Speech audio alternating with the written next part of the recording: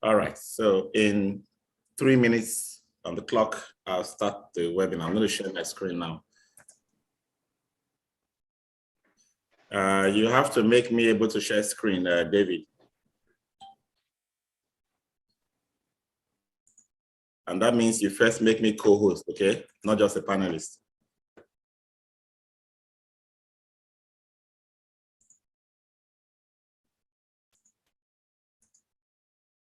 Is David there?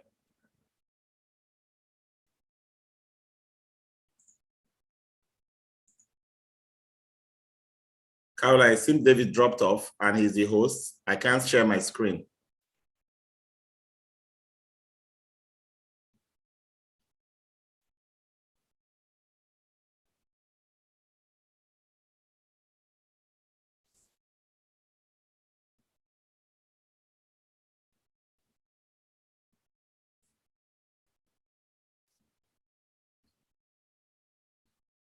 Haruna, you signed into this panel in 3 places. You have to come off as panel and go to attendees now, okay? Hello, sir. Haruna, I can't have so many Haruna on the panel. Remove yourself from the panel completely. Yes, sir. We have problem from here, so I think let Caroline dismiss me from panelist list before we resolve the issue from here. David, can you take care of that? Take out Haruna from the panel, please. Sir? What's the problem? David, take out all the Haruna from the panel. Yes, just click me out from panel. I didn't get that. Sorry, come again. Please, can you dismiss me as a panelist? Remove me as a panelist. Just remove me. All right, thank you, David. Then make me a co-host so I can share screen. All right, sir.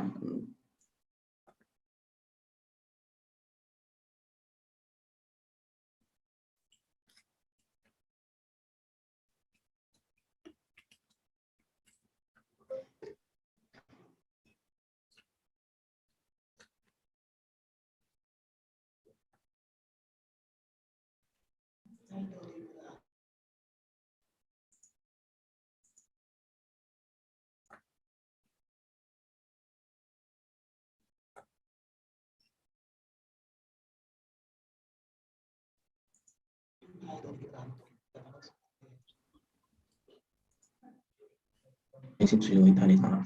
Are you crazy? Okay, good evening, everybody. It's a pleasure to welcome you to the 3rd and final day of our Facility Management Training Giving Back Series 2021 final edition. And today, we're going to be looking at productivity skills for the modern workplace. Today is the day I said everybody should endeavor to attend, no matter the work you do, not just facility managers. So it's a day we're going to learn how to make progress in our careers, how to make progress in our lives, how to make the necessary impact on people, and use our relationship and connection skills to make a better place in the world, make a better workplace. Okay. In this lesson, we're going to be looking at introduction to leadership and people management, communication, writing and presentations. And then we're going to look at getting and keeping your dream FM job. My name is Paul Erubami. I'm a facility manager, certified by IFMA, chartered by the ROICS, the Royal Institution of Chartered Surveyors, and also chartered by the Institute of Workplace and Facility Management, formerly BIFM. For those who don't know, I am also the Vice President of the National Body of Facility Management in Nigeria. I got elected into that position in 2021, and it's a 2-year stint at that role, which just started. And it's really exciting to be at the stage where I can contribute my quota to development of the profession in Nigeria. So far in my career, I have had great opportunities. I have managed facilities for SPDC, Shell, all of the base locations, East and West. as senior lead FM. I've managed facilities for Schlumberger, I've managed facilities for Halliburton, and I've managed facilities for Nokia Solutions and Networks across the continent. And I've also managed facilities for the Church of Jesus Christ of Latter-day Saints across Nigeria. So it's a very broad depth of experience that comes here. Besides my certification, I'm also one of the very few people in the world who are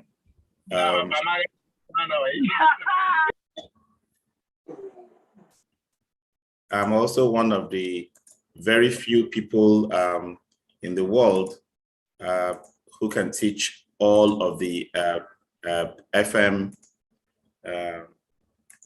all of the facility management certifications. I can teach the IFMA Certified Facility Manager. I can teach the Facility Management Professional. I can also teach the Sustainability Facility Professional credentials, and also the Facility Management Learning System.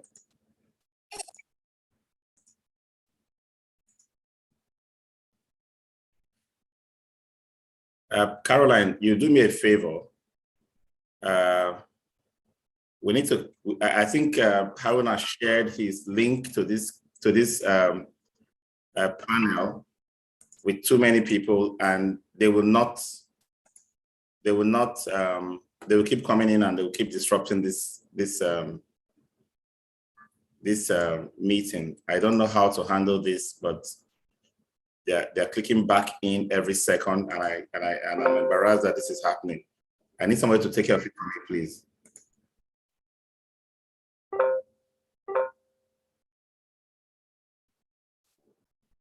Melissa.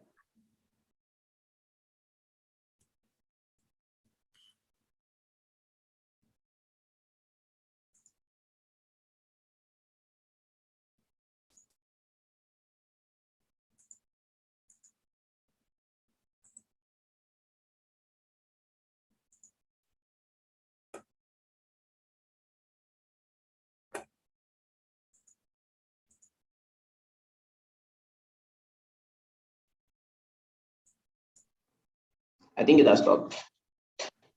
Okay, thank you very much.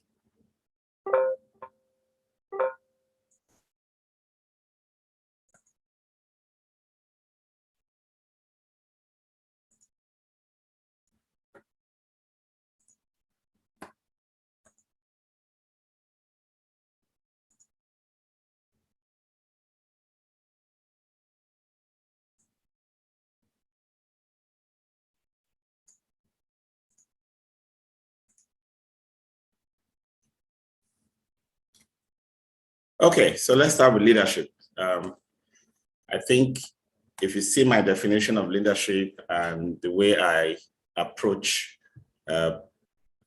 learning and teaching about leadership, you probably revisit or have to rethink what a leader is to you. Most people would think a leader is the person at the top, the person who has control, the person who can make things happen.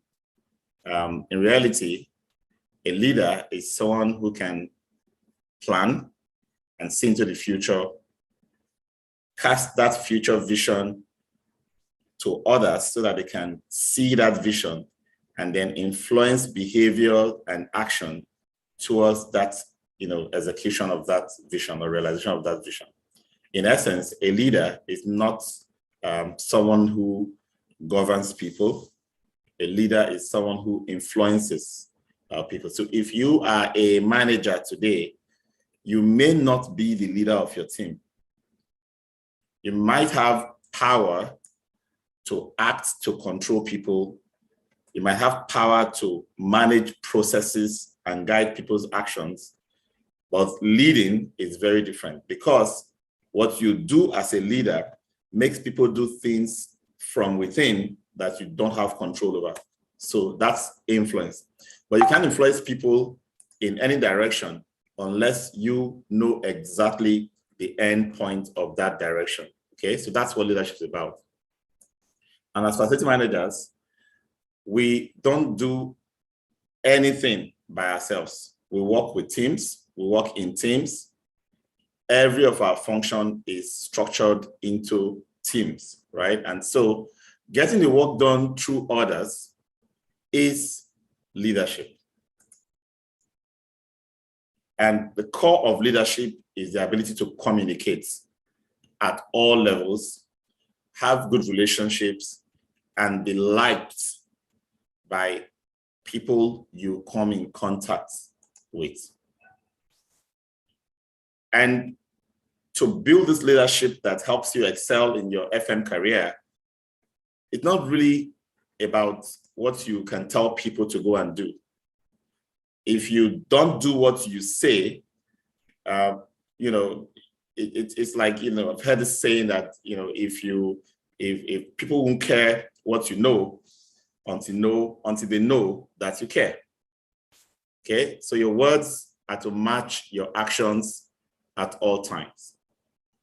So to be that leader, to get people to do what they promise, to get people to act in the way that from the bottom of their hearts, they are moving in the direction that you want them to without you having any controlling influence, you must walk the talk and talk the walk.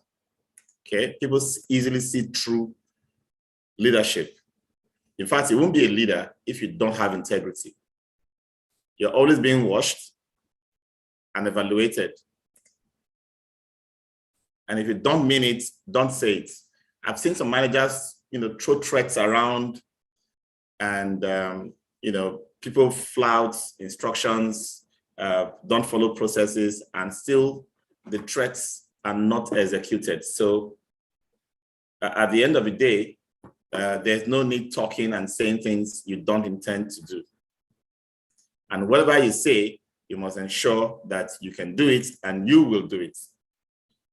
Leadership and facility management is anchored around certain specific activities. And one of them is management by walking around. It's a principle that helps you get connected to everyone in your team. You can show up and see what work is being done. You can resolve concerns when you are around people who are actually working. You can provide more resources. You can understand their challenges. You can encourage them through words of admonition while work is ongoing. Management by working around also entails that you mingle with your customers, your users. If you sit back in your office all the time, you can't get the slightest hint of what your customers think about you. Imagine being a chef, cooking all these nice meals for people in a restaurant, and never ever experiencing what the faces they make, what it looks like when they put a scoop of your meal into their mouths. Is it delight? Is it irritation? Is it disappointment? Until you feel that pulse, you can't be that super chef. You'll be pretending to yourself that you're a good chef until you know what the customers feel about your cooking. That's the same thing with facility managers. Management by walking around helps you pick up faults, helps you observe what workers are doing, so you will not be deceived when it's time to close out the work order or pay for something, for example. Feel the pulse of your customers. You will not be you'll not be in doubt as to how your customers feel about the service you are rendering to them. But you can't just walk around because you've been taught to walk around and see things. I've actually been challenged by a client once who says, your FMs are everywhere. They're just moving around, but they apparently don't see anything. And just before I could, chip in to say, no, I think they're actually doing the management by walking around, he took me into a toilet where an FM has gone in less than 10, 15 minutes ago, has tick, tick, tick, tick, that everything is in order. A checklist was even in that back of that door. right? Everything is in order. And we went in there and we found things that couldn't have been messed up within 10 minutes. So it's obvious that some things happens that the FM comes in, does the sticking without actually specifically checking everything that should have been checked. Maybe it checks the critical ones that are most obvious. But if you don't have a proper checklist for your walking around, you can walk into a room 10 times and try to observe defects and issues and still miss some things. And then bring a notepad. You have to take notes so you get to be able to assign work, be able to remember what is happening in that space that you're walking around. The second tool for leadership is listening. Your ability to listen will define your leadership.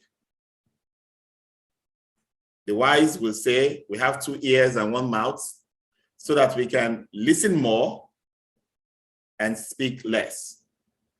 But as soon as some of us become managers, supervisors, coordinators, some semblance of authority has been bestowed upon us, we feel it is now our life responsibility or life course to just be talking and talking on people. We teach in and out of season. If you actually spend time to hear what is in the minds of those you work with, you will be better able to influence them.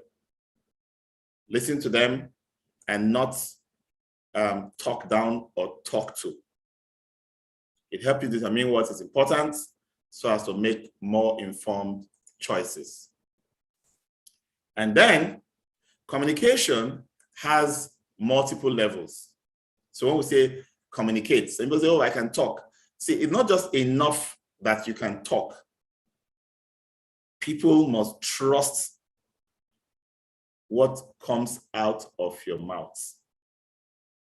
They must trust that if you say, I will be there, I will be there. Now, when you lead, the first thought that comes to your mind is, oh, I can lead my people, they listen to me, they do what I want, everything is working smoothly. But leadership has levels above you and levels below you. Your ability to lead those above you will give you the highest power. It will give you the highest growth and progress in your career. If you still have in your mind today that there is something you know better than your boss, and that your boss should be listening to you, instead of you listening to your boss, you will not grow. That is a fatal mistake that many people make in their career, especially when you think you are technical and your supposed bosses are not that technical. And because of that, you feel that they should listen to you.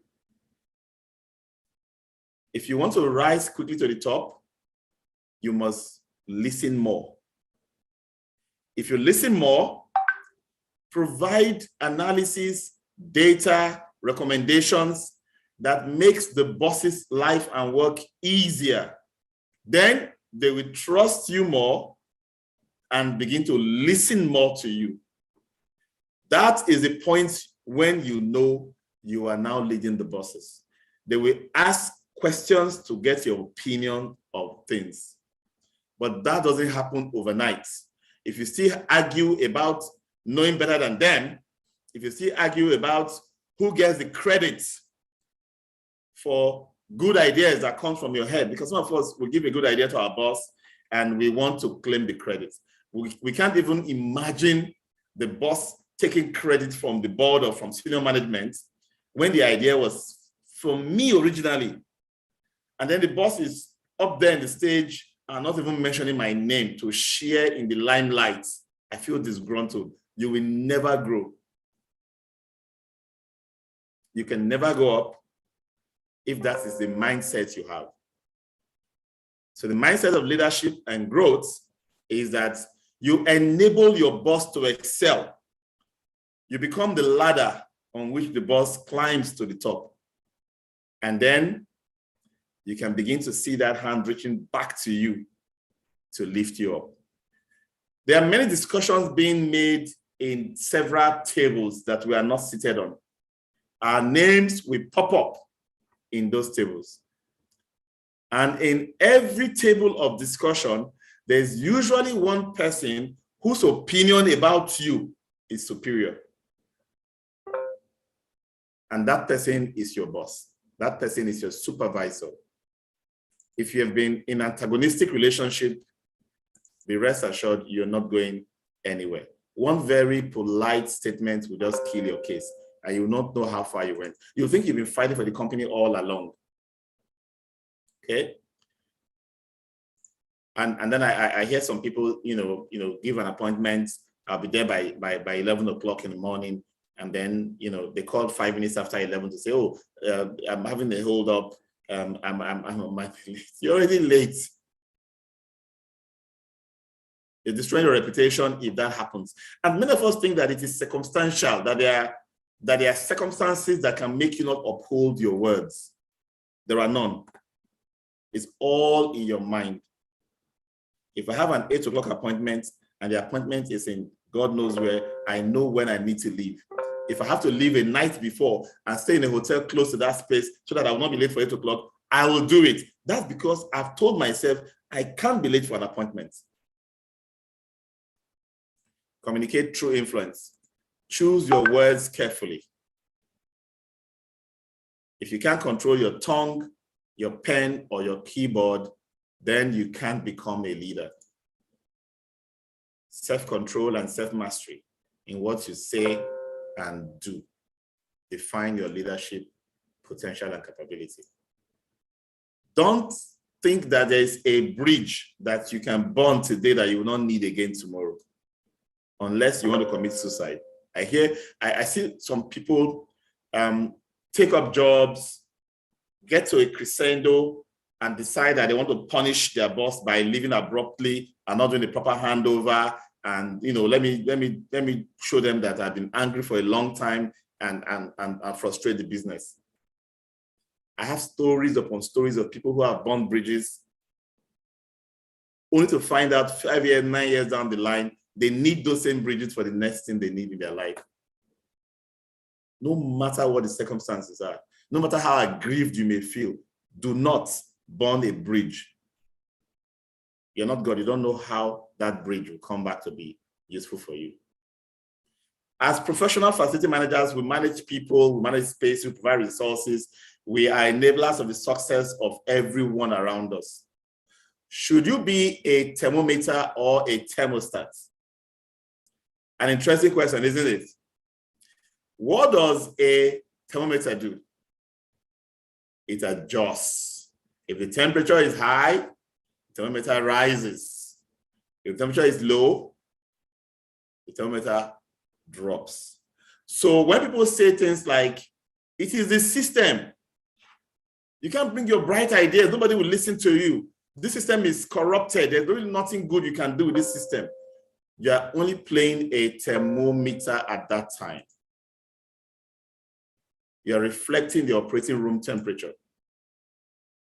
But a thermostat will set the operating room temperature. I'm already hearing you saying, thinking in your mind, so what can I do as a single person? How can I influence a situation where everybody are already in bed together in this terrible culture? How do I make an impact? What can I really do? You start from where you are. You make a difference by doing your job well. You make a difference by being nice to people. You make a difference by bringing value to the organization. You make a difference by doing a lot of analysis and a lot of practicing leadership skills. A time will come when they need someone to do very serious work, very advanced work that will provide the turning point for the organization. They will not see any other place to think about but you because of your focus on professionalism. Because you've set yourself as an example for good behavior instead of blending in with bad behavior. Now, this is not to become antagonistic with people who are, unethical or do some of those things in the organization. You can set a good example without fighting people.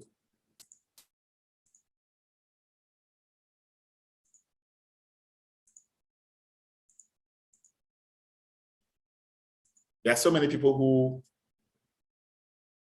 are having one form of work or the other. I don't have any form of documentation that is generated out of their work.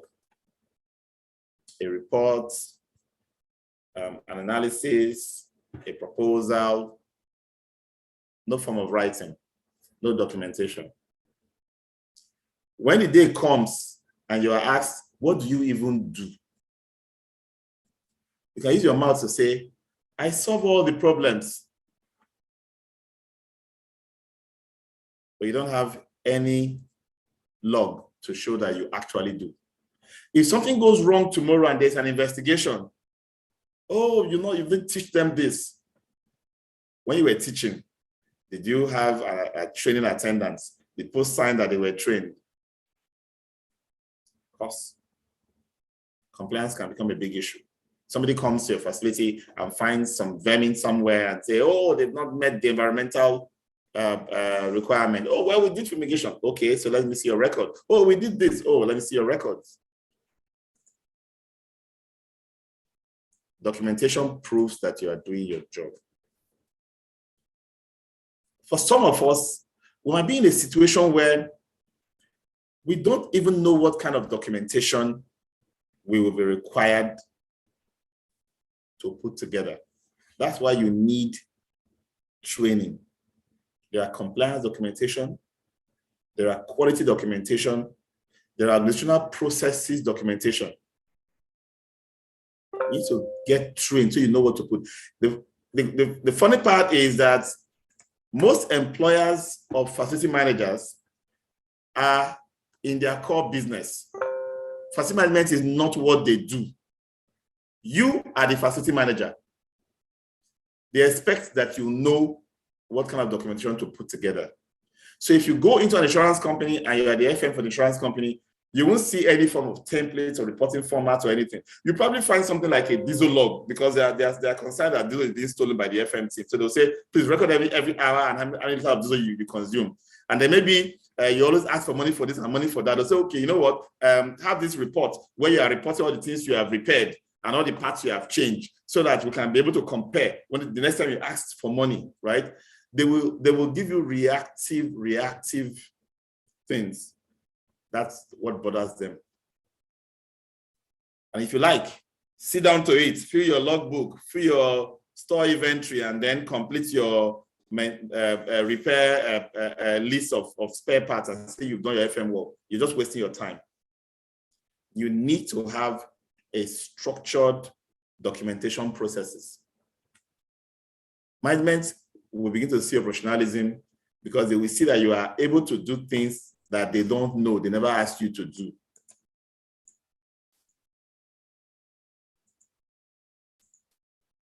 Your reports, your accomplishments, challenges, milestones, your plans. So many things go into this reporting. I've talked about your boss. You cannot be better than your boss.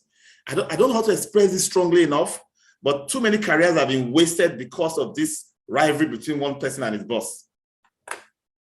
And if you think the boss above your boss likes you, you're deceiving yourself. The boss above your boss will listen to your boss first.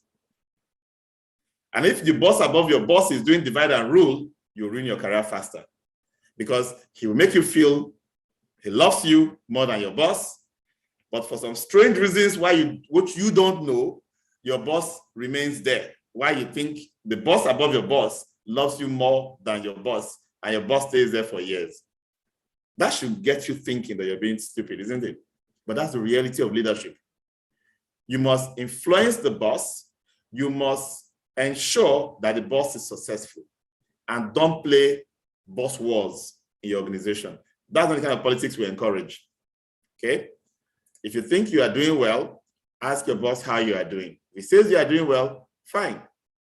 If your boss is not doing well, you cannot be happy with what you are doing, because you are supposed to be the enabler of the success of your boss. So you must lead and help your boss to succeed. So that's the first part of our lesson. We don't pay a lot of attention to the writing that we do in our organizations. But if you want to succeed on a job, you must understand how to write well. I read a lot of emails. They're casually written. And because we have taken text speak from WhatsApp and SMSs to heart, we now use them in formal, official emails. And sometimes it goes out of the email into memos and other things that we write. So I'm going to give you 5 keys to effective writing. Put the reader first. Your communication is for understanding. Write to express, not to impress. Many of us use words that is supposed to impress, that we know grammar. Use words that readers can picture. Tie into the reader's experience. Always ask, what's the need for me, for that reader. Somebody should be interested in what you are writing so that you can read it. Key number 2, use simple words and short sentences. I'll take only this first example. Per our conversation, I'm enclosing herewith a remittance of 25,000 for the balance due on my account. 18 words. To make that better, as we discussed, here's the 25K remaining on my account. 11 words. To make it better, here is the 25,000 remaining on my account. That's exactly what you want to express. Why choose 18 words when you can use 8 words? Interesting, isn't it? Key number 3, use jargon only when necessary. A jargon is a particular kind of word or acronym or abbreviation or something that is only known within a certain domain. Okay, so when somebody says GPS, DME, ST7000, for example, there are certain people that know what that means within that domain, within that profession. When you are writing, especially when there is a chance that a senior manager or a senior leader is going to be reading it and may not be familiar with those jargons, don't try to test people. They'll just ignore your writing. They'll just ignore your writing. Number 4, write with verbs and nouns. Choose the right verb and the right noun. Mr. Johnson ran quickly across the 4-lane street, almost falling down when he stepped in a large hole in the concrete. Mr. Johnson sprinted across the boulevard, stumbling when he stepped in a pothole. As simple as you can put it. Use the active voice. The active voice expresses who is talking. We've seen so many, there are some people that are just used to writing passively. When tests were run, it was discovered that good wear is not exhibited by the new material. Tests were run by who? Insurance is sold by the company. Instead of saying the company sells insurance, use verbs and nouns, we say. So these are word structures that we learned in primary school and some bit of it in secondary school. But many of us have advanced to grammatical, how would I put it, levels that we want to now impress, that will now lose the basic skills we learned and will now begin to model up our writing. Key number 5, format document to improve readability. I've seen people write very intelligent write-ups and an entire page is a single paragraph. Just write and write and write and write. Everything is molded together. As soon as I look at that page, I can't really skim. I can't get a quick idea as a leader, as a boss, or a manager. You might lose opportunity to express. So use lists, bullets, charts, tables, indents, italics, bolds, headings, and subheadings. Don't be scared to have white spaces in what you write. About the office email, it could be informal and impersonal. Sometimes it's better to talk than to write that email, especially when you're emotional or when you want to express something irrational. Be very careful about putting it in email. Don't forget that the email server and everything that's written inside the email does not belong to you. You can't take it away when you're leaving the company. It belongs to the organization. So off-color, pornographic, even if you just say it's a joke, don't try it with email, especially office email. And then for those of you who think, no matter how I spell it, after I'm not an English expert, the people who are reading it should understand what they're saying. It gives an impression that you're not a detailed person. It gives an impression that you're not competent, even if you are technically sound. So spell check, edit, proofread. And then all the addressing of an email. How do you address an email? To CC, which is copy, and the BCC, which is a blind copy. You put anybody you want to see the email and directly respond in the to field. If there are multiple people in to, it means that all of them can respond. But those who are in CC are supposed to see just for their information.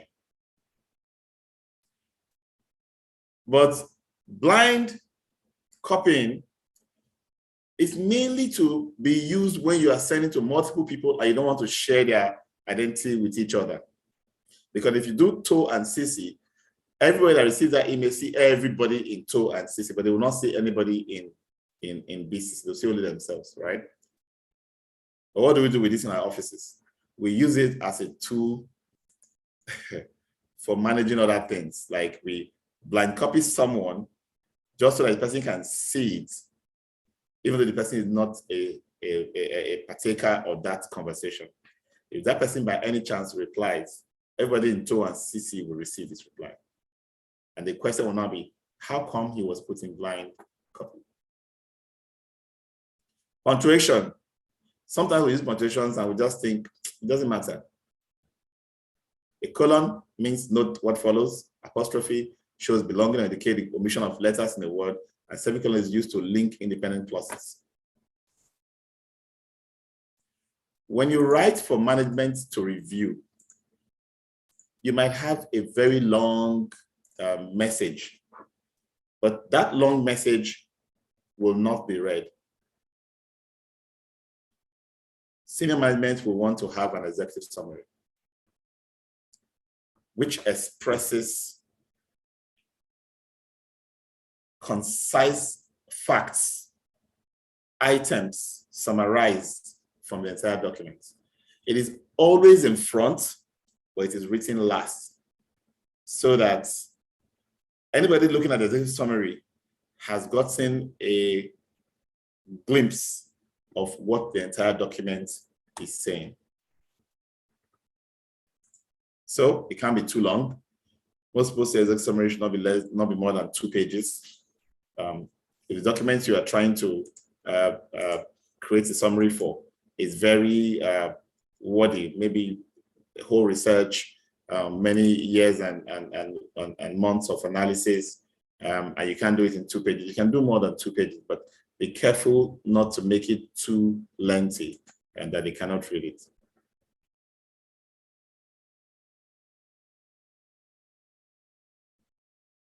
And be clear on what you are presenting. Purpose, the scope, the conclusions, results, and recommendations of whatever you are writing about.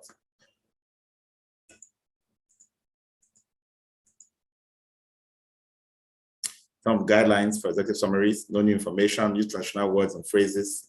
follow-up acquisition of documents. Do not refer to documents, tables, figures, appendices, references, and other explanatory materials inside the document. Just talk about them on their own.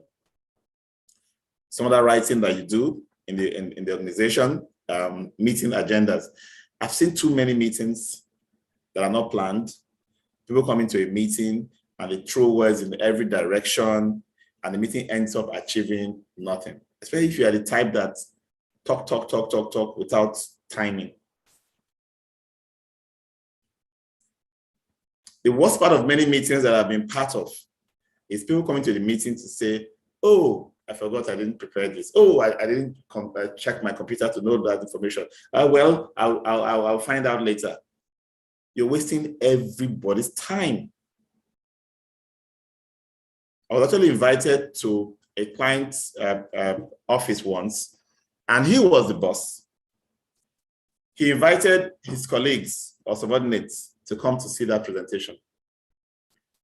And when he was creating that appointment, he didn't send them an agenda or an introduction of what they will be coming to do. One of the very young subordinates replied, "What is this meeting about? And what should I come prepared with?" I was very impressed. If you sit in a meeting for 1 hour, 2 hours, 3 hours, and the information being distributed is not useful to you, and you didn't come with anything that you can give that is useful to others, you've just wasted your time and your company's time. Or you come to a meeting and start asking, what are we even talking about today? You didn't know it before you came. And for some of us, we'll go and have what they call AOB. The objects in our mind to bring to the meeting, we will not contribute it so that you can put it into the meeting agenda. We will now say, we are having it in AOB. I don't do AOBs. AOBs usually enable someone to bring an agenda. He's the only one that has processed thoroughly. The rest of us will be taken by surprise, and the conclusion can be reached that we are not in support of, but the person who has brought the so-called AOB will have his way because he's the one that figured it out. So if I send an agenda out and you have any other business you want to come into the agenda, drop it back for me so I can amend the agenda and send it back to everybody. Okay? And then your meetings should not run forever. Your meeting should not run forever. Your meeting should have a time to start and a time to end. I've seen meetings where you schedule, oh, the meeting is going to be 12 o'clock. 12 to what, ladies and gentlemen? 12 to infinity? Bad practice. If the meeting is going to be 45 minutes, say it is 12 to 12:45. And the agenda is item 1, 12 o'clock to 12:10, 12:10 to 12:25, 12:25 to 12:35, 12:35 to 12:45. The meeting has ended.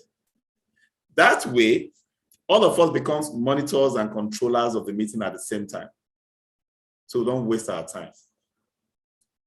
Sometimes you're asked to write letters, marketing and sales letters, letters to regulatory authorities, letters to contractors, letters to customers.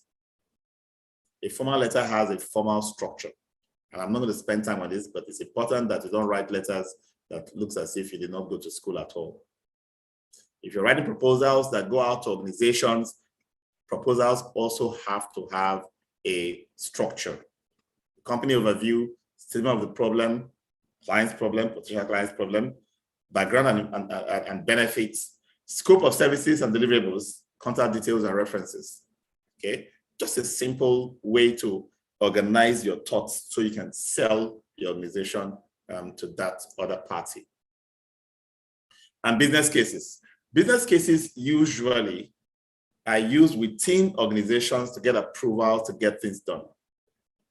Sometimes business cases are written and integrated into a proposal for an external organization to consider and approve. State the background of the problem and opportunity, problems encountered, options considered, solutions selected, and the expected cost, and beyond cost, whatever risk is expected or can be anticipated needs to be written down. facility managers write reports. For most of our reports, they will just be a template where you put in some numbers, you've done some tests, you put it there.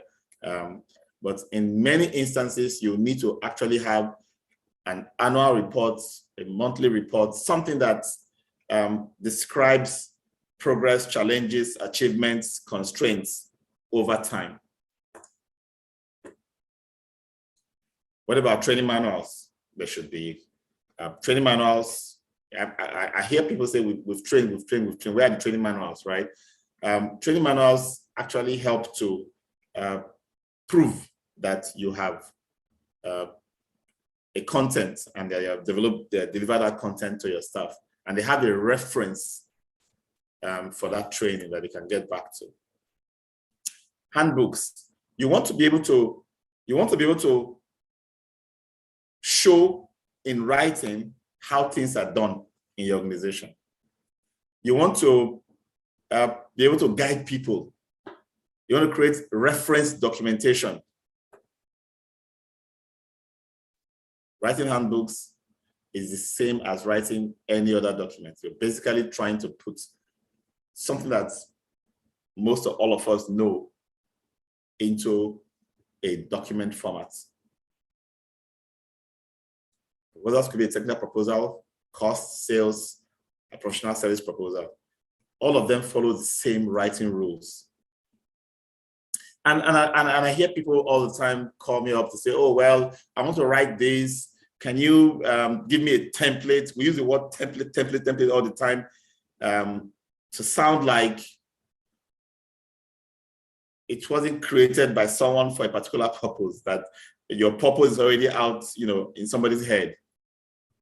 Because everyone who writes knows why he's writing and what he's writing about. If you take that writing and you want to follow it as a guide, it's these outlines that we're talking about in class that you should look for, not that person's writing, which is proprietary to that person's proposal or whatever pitch. Okay? You can get ideas from other people's writing, but you can't carry it hook, line, and sinker. That's what is called plagiarism, right? And then your cases and your proposals must have proper conclusions. Everybody must know what this thought or this idea is that you're trying to express in a paragraph or at the end of your writing. The final package: use quality paper if you have to use physical paper, bind properly, and if it's an electronic document, save as PDF. You DocuSign those that require electronic signature, password those that are sensitive. You can password an electronic document, and it would not just be available to anybody out there. So at this point in our webinar, I'll let you know that the other parts includes very significant soft skills that you will learn, but I would like to take a minute to introduce and remind us of the Facility Management Mastercraft Diploma that's starting in January.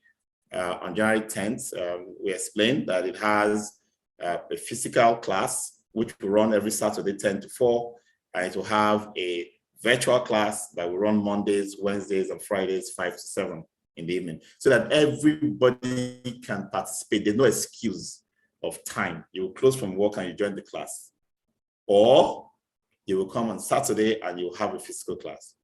Okay, the modules to be covered, I've taken time in each of these lessons to just show it to you and express to you how broad and how deep these lessons can be.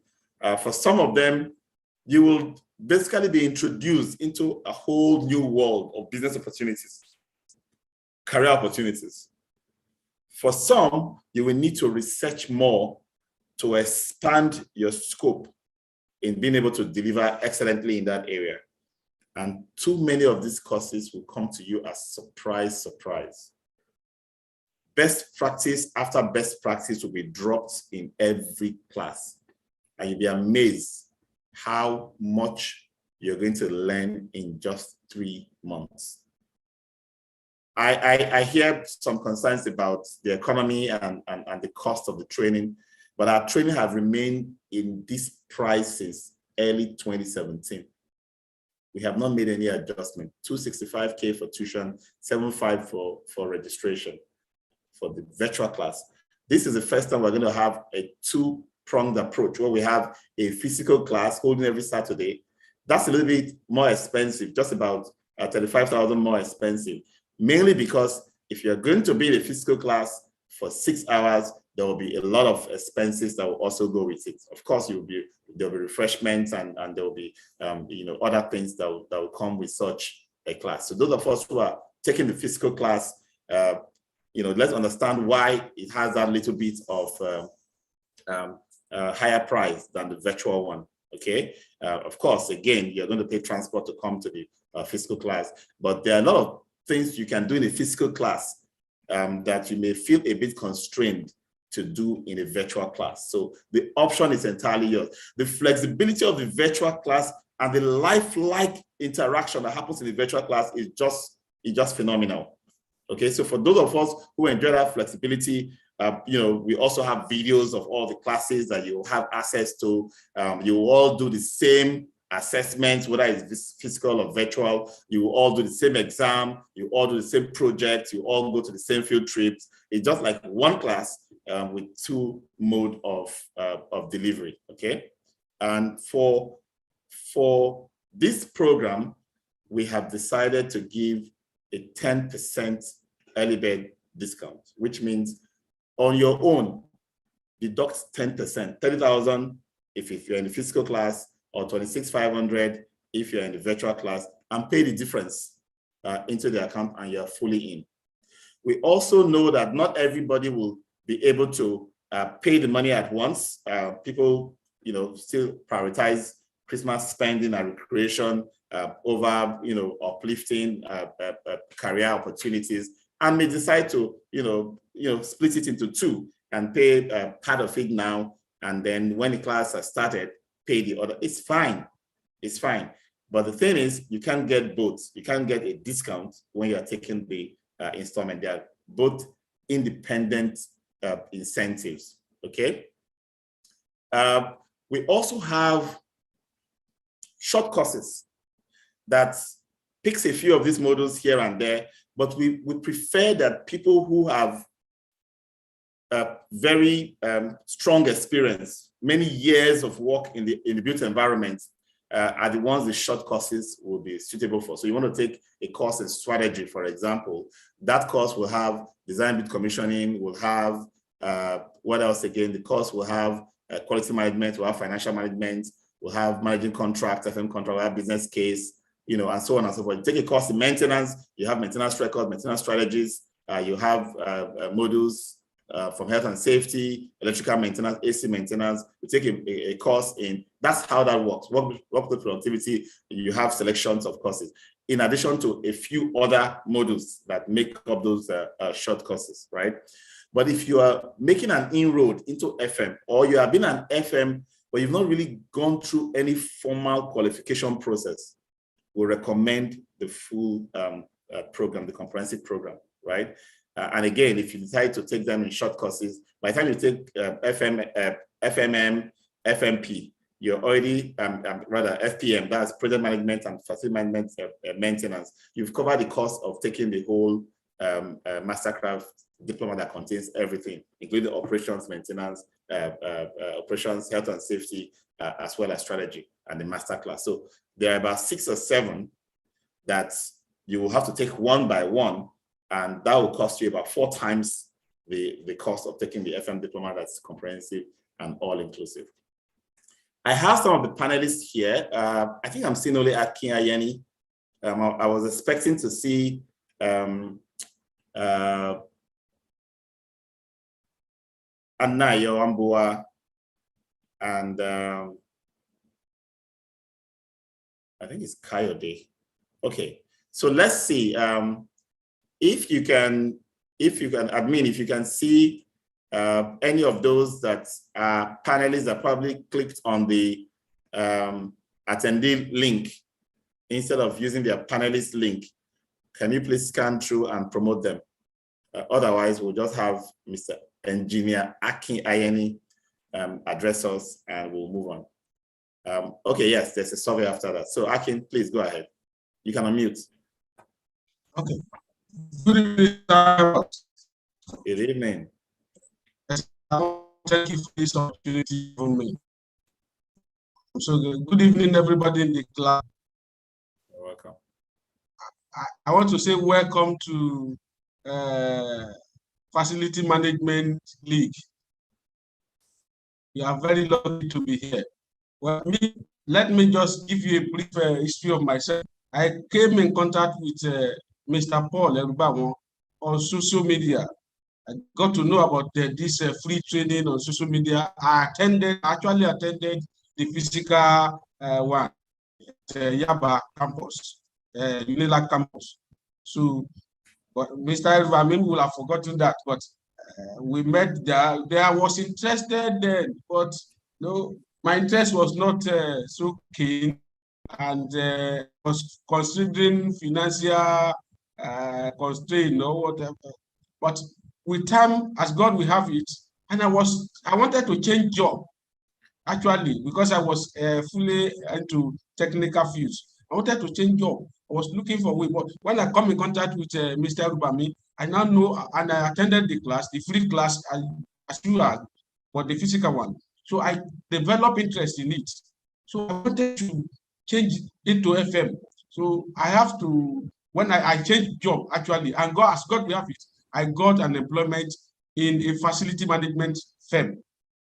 So that gives me the opportunity to say, okay, I must train with Mr. Erubami.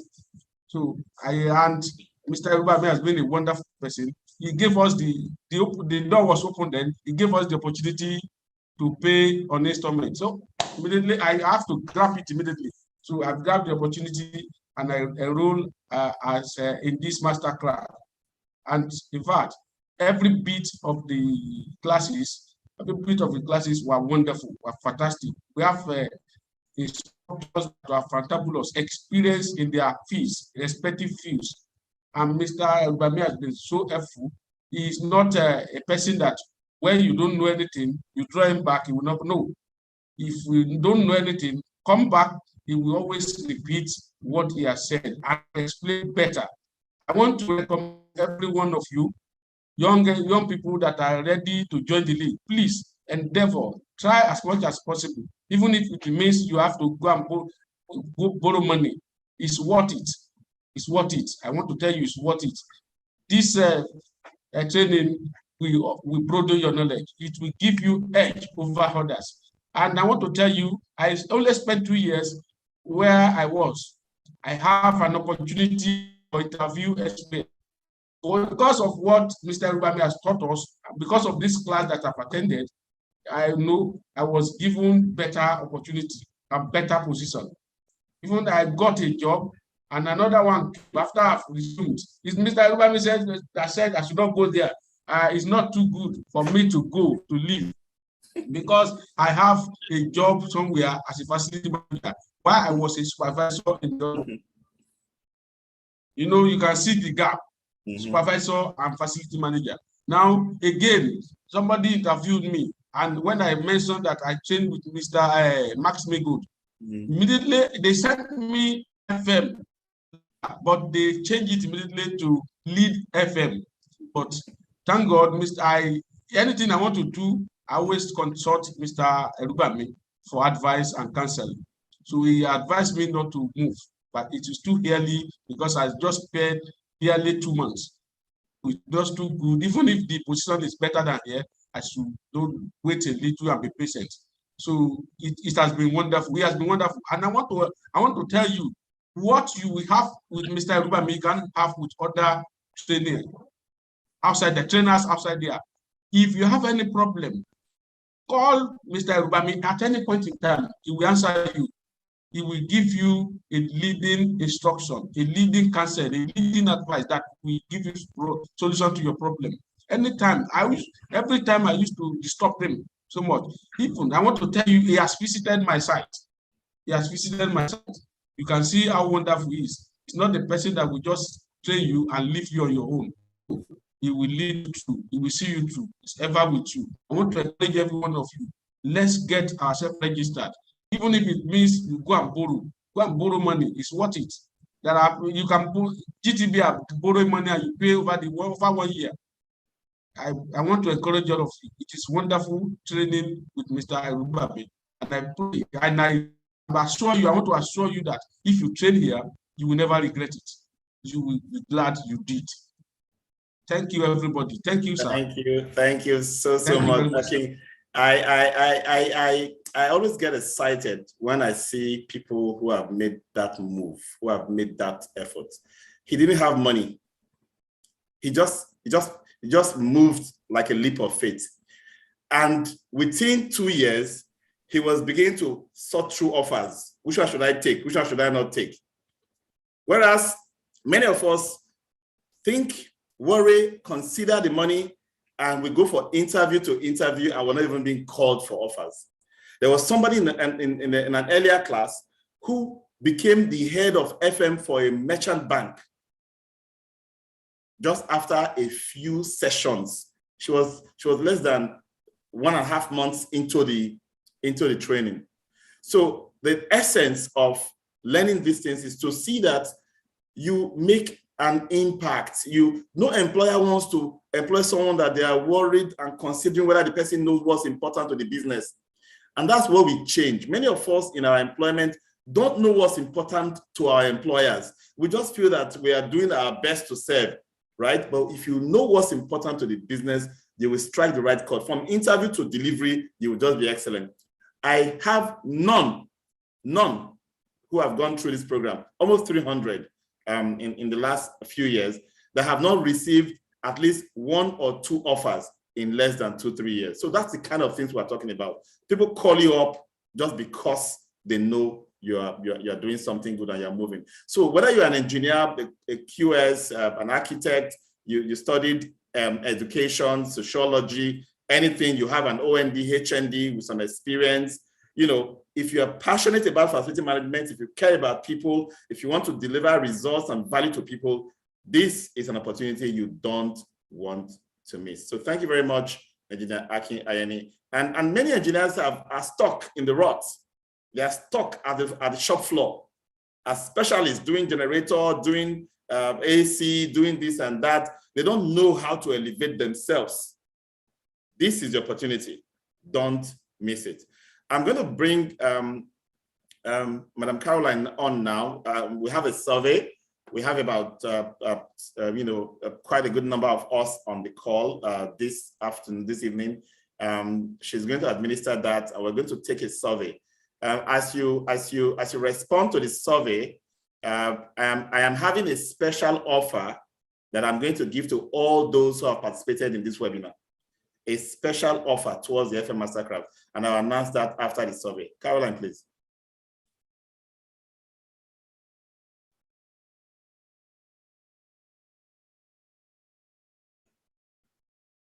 Caroline, are you there? Okay.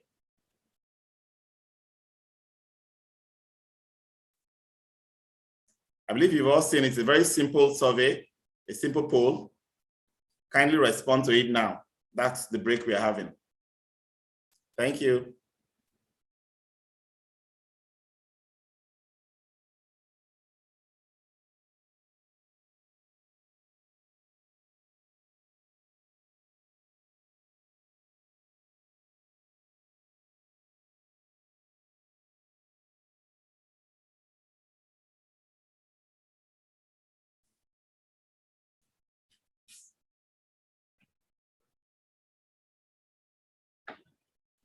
The poll is still running. We want everybody to respond.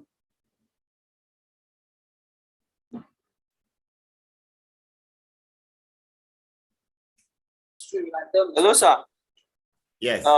Yes, Mr. Anayo and Ibukun want to give testimony, but they are using the same link, Abdul Qudus Mohammed, because they did not register. So you can see them on the panelists. You can call them to give the testimony. Okay, so let's hear from Anayo first. Anayo, go on. While the poll is ongoing, you can speak now, please. No, I give this guy money. Anna, you are on now. You are live.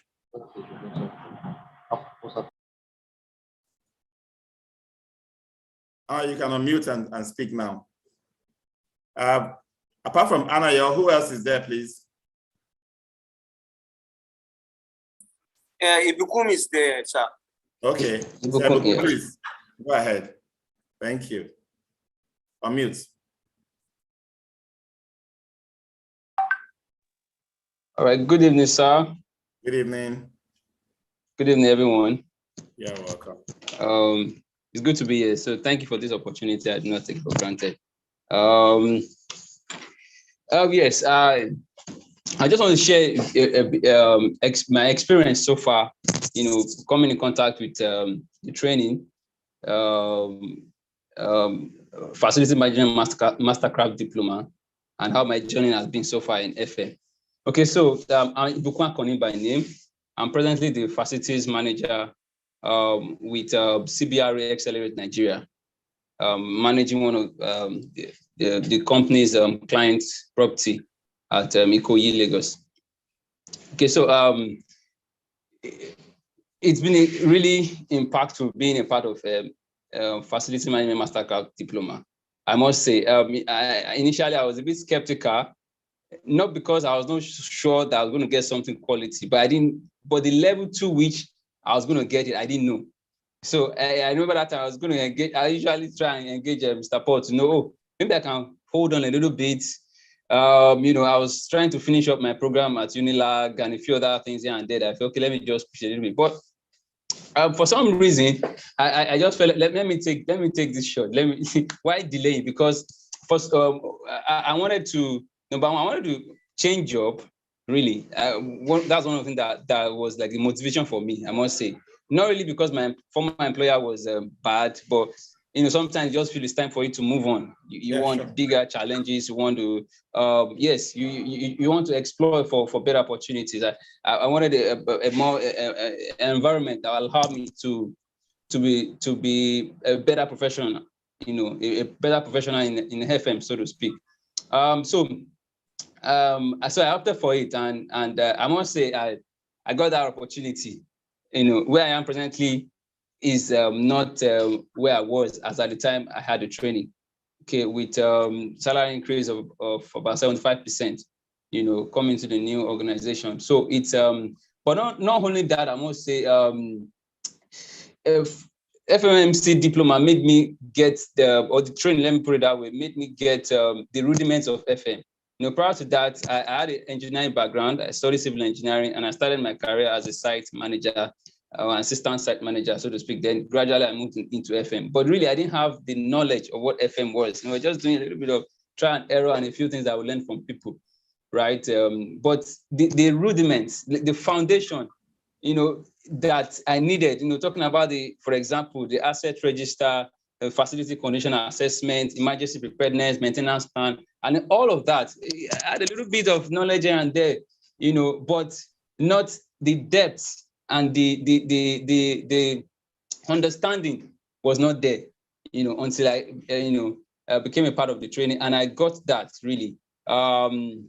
Even my project is even still ongoing, because I've had, like I said, I was trying to finish up my program at Uniland and a few other things. But then the 3 months of the classes that we had for the FMMC training, I ensured I was available, and I thank God I was able to meet up with all the classes, and even all the assessments that were given, and I did well in the exam, and really it's really has given me a leap in my career, So I'm in a new place now with bigger challenges, I must say, just like I was wishing for. So, but it's of course, challenges don't kill, they make you a better person. So even right now, I'm still at work also. So yeah, so that's what I would say. And so whoever is trying to maybe look forward to this training, I'll be skeptical. Mr. Paul, I know some people are asking some questions. Maybe so probably there's a way they can get answers to their questions before you close out, or maybe you refer them to someone. It will be good. So I also had lots of questions. So please, it will be good for them to have answers. And then so they will know that, yes, it's worth the while. The training is really, really worth the while. So I will say, if you don't have no reason, if you have anything you want to delay, I will encourage you not to delay. That the earlier you do it, the better for your career, really. Thank you. Thank you so much. Thank you, Bukum. You're always appreciated. Do we have Anayo on now? Before Anayo comes on, yes, I did not take the survey, the poll. Please, if you've not taken the poll, it's still on. It's not closing. By the time Anayo finishes his contribution to the panel, the poll will close afterwards. But for now, it's still open. So please complete the poll. There's a big announcement coming after Anayo's comments. Thank you. Anayo, please go ahead. Good afternoon. Can you all hear me? Yes, your audio is good. Can you see me? Yes, I see you. I like the way people announce me. It's doing my head bam bam bam bam bam bam bam. I'm telling you, as in, hey, okay, Mr. Paul. Yes. Long time, oh. Yes, sir. Can you see me, please? Can you confirm that you can see me? Yes, we see you. Yes, your audio is good. Your video is also good. Okay, thank you. I have to hide because work no dey finish for facility. Okay, so good evening all. I hope you all enjoyed the training. So please, I don't know what to say. Is it testimony or improvement? I don't know, Mr. Paul. Everyone have been sharing testimony. My testimony is 15 pages, so. Just tell us some important things you have deployed since you finished this program. Okay, well, a whole lot.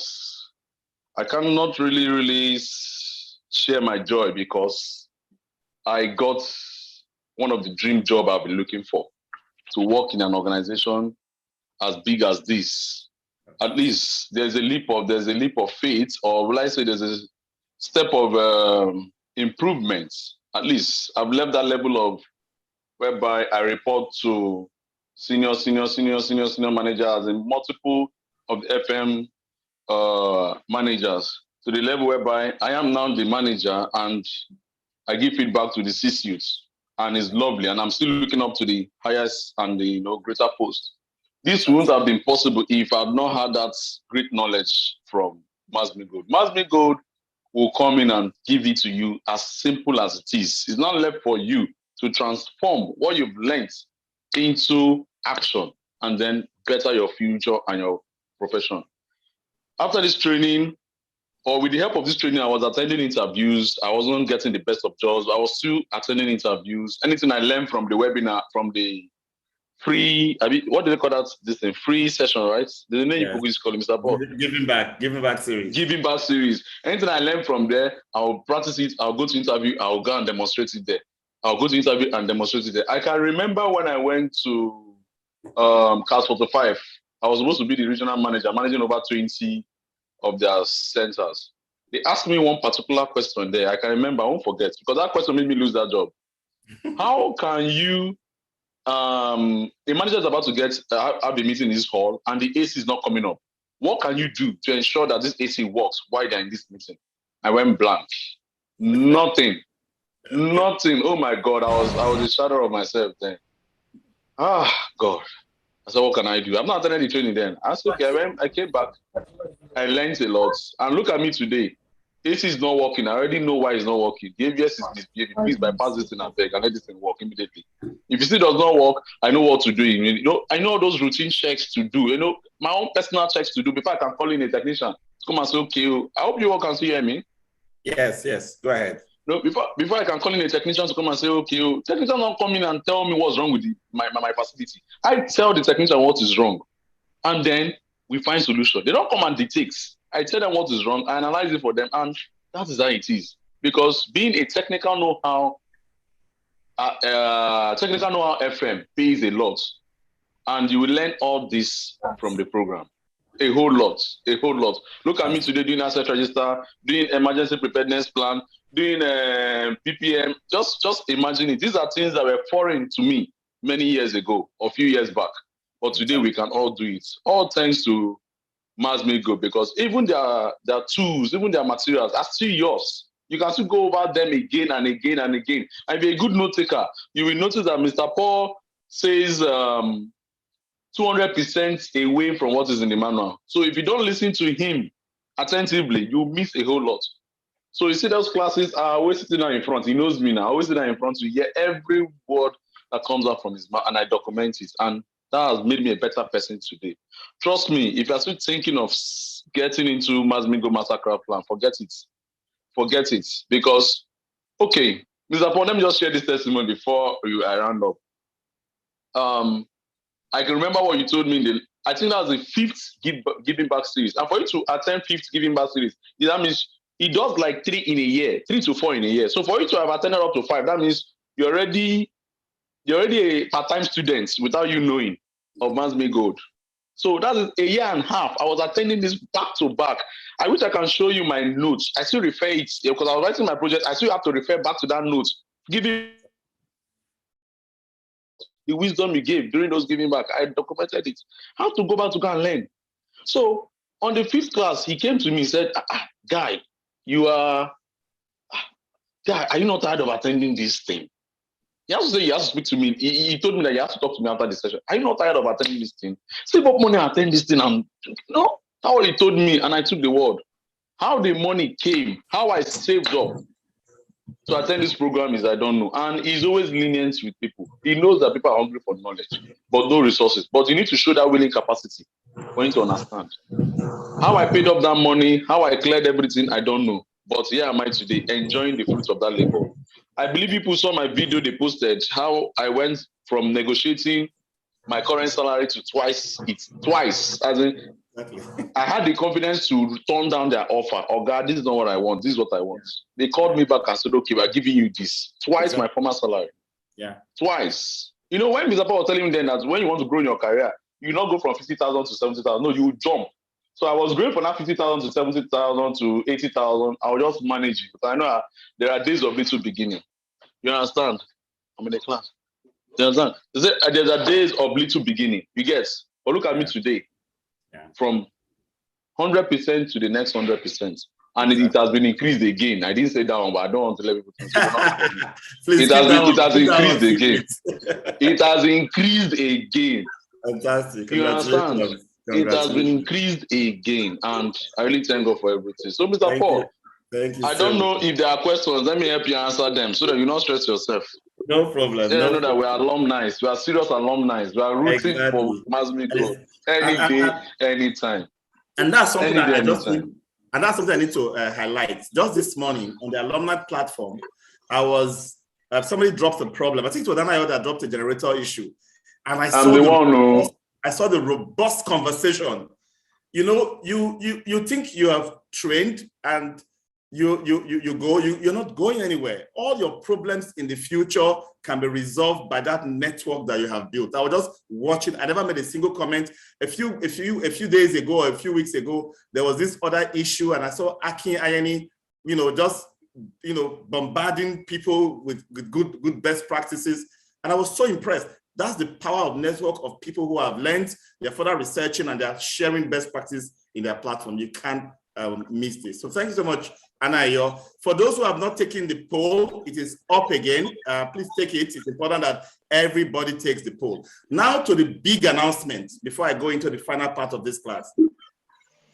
I always like to take away the money issue, right? So I'm going to give you an offer you can't resist.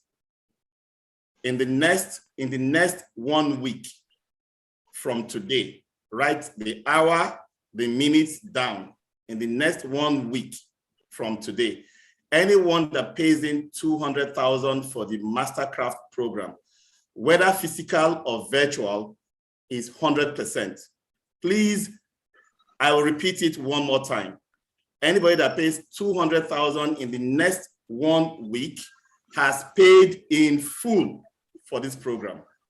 Now, every other person that cannot raise 200,000 in this 1 week, pay at least 100,000 naira and lock in your total fees to 250. So whether it is virtual or physical, as far as you are registered for this webinar, you are entitled to pay 100,000 deposits in the next 1 week and pay 150 spread out into the end of January, okay? But anyone that pays 200 has been paid in full. I need this documented and noted by everybody and this announcement should be shared with people you've talked to, that you have discussed about the FM Mastercraft program and diploma, and let them all know that a massive award has just happened. 200,000 flats within the next 1 week. 100,000 now and 150 balance spread out till the end of January. That is a big announcement I have for you. So thank you so much. Thank you, Ibukun. Thank you, Anayo, and thank you. Mr. Paul, can we repeat our class? Can we repeat our class? I was looking for this offer. I did not see it. Well, during our time, can we repeat our class, please? And the good thing we also provide is that alumni members who wants to attend class, if you want to attend class and you want to like a refresher program for yourself, we don't take a new tuition. You just pay a 25,000. In fact, the 25,000 is even for those who didn't clear their original certificates and the rest. Anybody who has completed the program, done project, got certificates, and done graduation is free to attend any class. So we provide that as a value to our alumni. So don't think you've taken one thing and then that's the end. No, the future is up and is bright, and we make it open so you can continue networking. So thank you very much. I've seen the poll so far. We have at least not less than 150 to 160 who have expressed interest. All of you have this offer. All those who have registered for this webinar who could not attend also have this offer. All those who are interested in this program also have this offer. So it's an open offer. Take it within 1 week and let's see how we can move our careers forward in 2022. So thank you very much. I'm going to get straight into the remaining part of the lesson. Soft skills you need. Soft skills you need. What are soft skills? They are personal attributes that allows us to effectively relate to others. Full stop. They enhance our personal interactions and lead to greater job performance and satisfaction.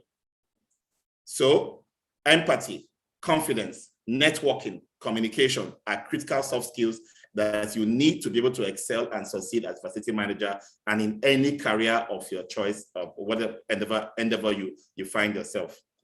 Empathy and emotional intelligence. You need to be self-aware. Many of us make impact on people that we don't realize we are making such impact. Look at yourself in the mirror. Do different things to kind of feel a sense of yourself. Be conscious of people around you. Not just in the physical sense, but also in the social and psychological sense. How is your behavior affecting people? What are you doing that makes people behave in a certain way? Why are certain people reacting to you in a certain way? Who do you know that doesn't like you?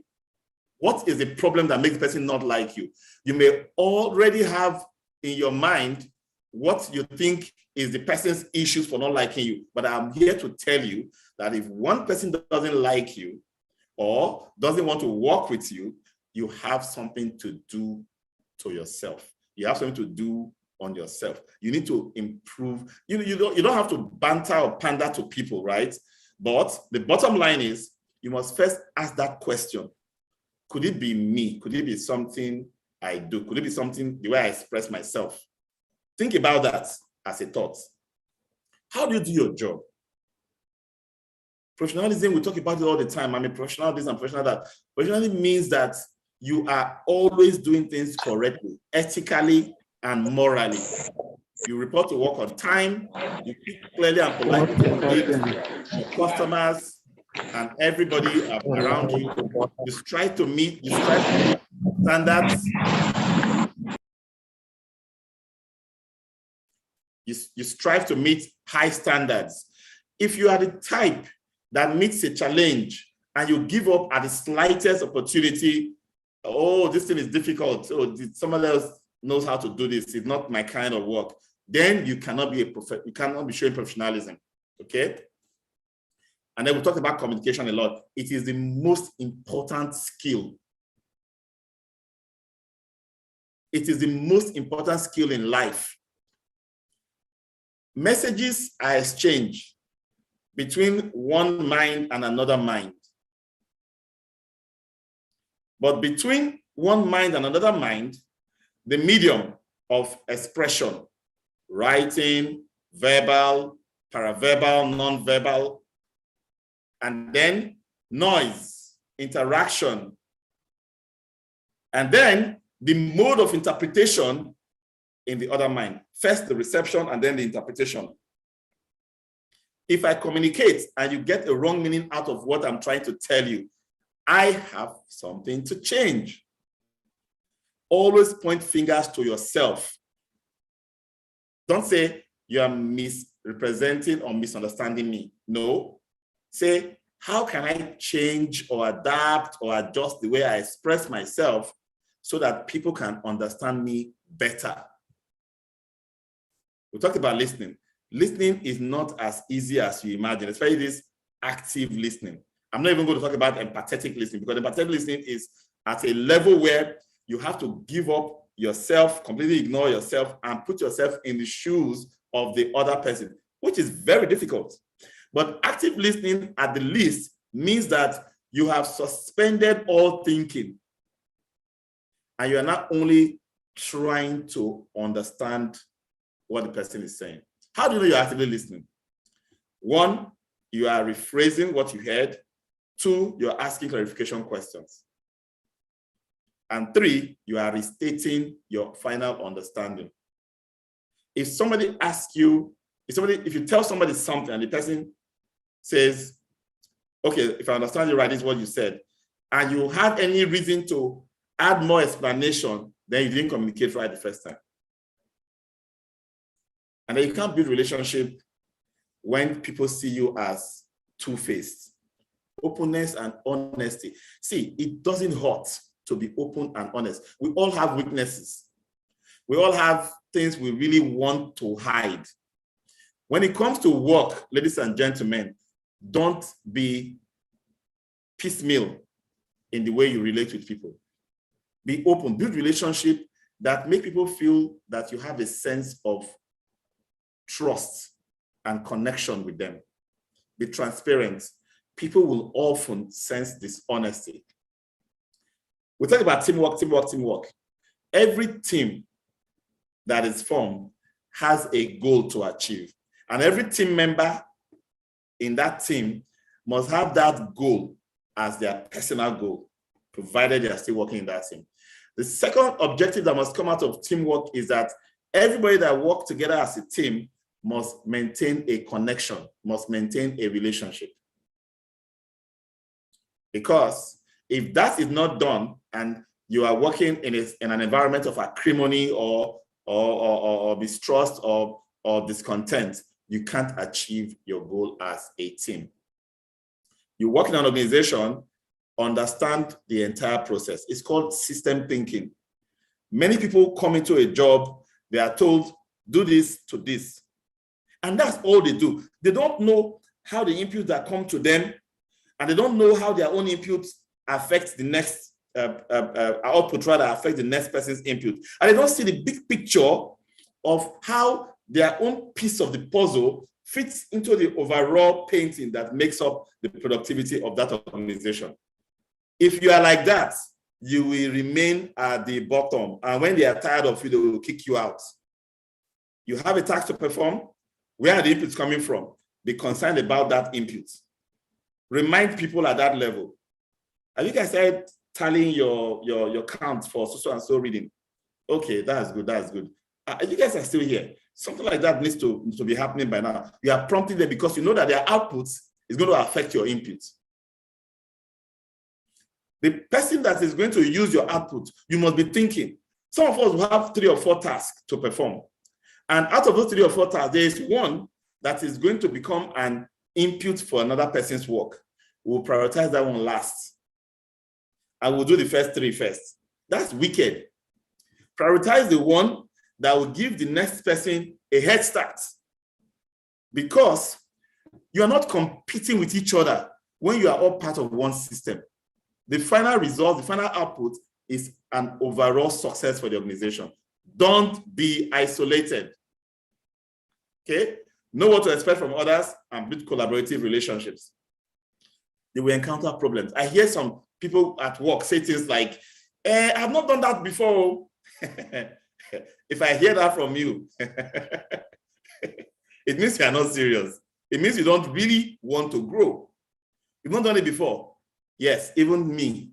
There was a first time I did it. So when I ask you to go and do it now, you either go and find how to do it or try to a certain extent and come back with, sir, how can you help me with this? At that point, I know that you want to. There will be problems on your way. You must find ways to resolve issues with work. Many of us are used to find the problem, dump it on the colleague. Hey, Esther, please help me come and do this thing in Excel. My dear, there's YouTube. Search for the solution in Excel.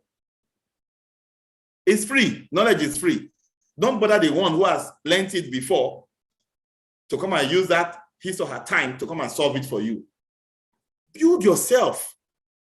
That person, if he's nice or she is nice and comes to solve it for you, is not doing you any good. Because at some point, you become dependent. And when that person is not around, your report does not come in. You may end up being fired. You must be able to manage your time. You know, we all have the same 24 hours. And we all have to sleep at least, 5 to 8 hours or some of that, and spend time on our personal life and grooming and the rest. And then we'll work for some 8 to 12 hours every day. What are you doing with your time? Can you keep a log of what you are doing with your time?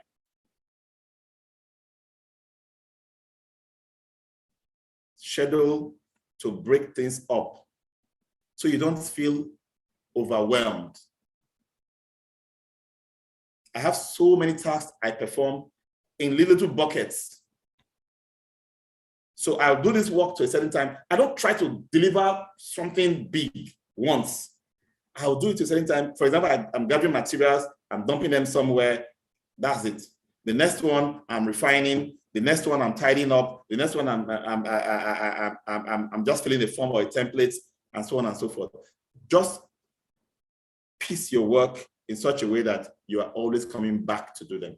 And prioritize. Prioritize. So I mean, what is most important, allocate resources for the most important, and this is key when working with others. And this is why I say the thing that you need to deliver to others to start their own, you should not delay it. Don't leave it to procrastination or student syndrome. I'm sure you've heard that we're all friends, we're all team members, we're all approachable, so we can talk to each other anytime we like. We are all Charlies and Pallies. But don't allow your productivity to dwindle because you are putting your mouth in every gist around you. Or allow people to carry stories to come and meet you every minute, that when the day ends, you're asking yourself, what have I really done today? That's how many people are. Every time the phone pings, bam, they must check. If the phone rings, they must speak. It's not all calls you can answer. You must answer, ladies and gentlemen. It's not all calls you must answer. In fact, early in the days of GSM, when I will come out of the shower with soap in my eyes to answer a phone, after a few years, I told myself, start missing some calls and call back the important ones. And when I started practicing that, I now realized that I had more power, more time, improved my productivity. Besides, some things will come to you on a call that you don't have answer for. You may give a wrong answer. You may commit yourself poorly without checking your calendar and knowing what you have on your table, just because you answered in a hurry. If you think well and call back, you may be able to, give a proper answer and schedule properly and say, this is how I can fit this in, so that your word and your bound can be the same. Multitasking. Oh, we can do many things at the same time. There's no chance that you can do many things at the same time and do all of them well. So let's not kid ourselves. Okay. I have I have seen myself before writing and pretending to be listening to what somebody is saying. And then while I was writing, I was responding to the person. And by the time I finished, I looked at my writing. Half of what we have been talking about has entered into what I was writing. It wasn't the same subject. So we are mono-channel by design. Learn to focus at a time. Instead, break it up. What's your attitude and work ethic? Are you the pessimistic, it can't be done kind of person? Or are you the can do? Positive attitude serves you well when you face challenges or setbacks. It brings resilience. Coupled with a positive attitude, a strong work ethic helps you build strong relationships with teammates and superiors. Many people that are stressed up in their work today, that are becoming depressed because of pressures on them, is because of a poor work attitude, work ethic, and poor attitude. They are pessimistic. They are not cooperative. They see challenges and they freeze. And therefore, they are not resilient. Ask yourself what you are working for. What are your group goals as a team? What are your own personal goals? Because if you don't have a reason, it starts from that any work day, I will work. To anywhere you send me to, I will do. Anything you give me to do, I will do.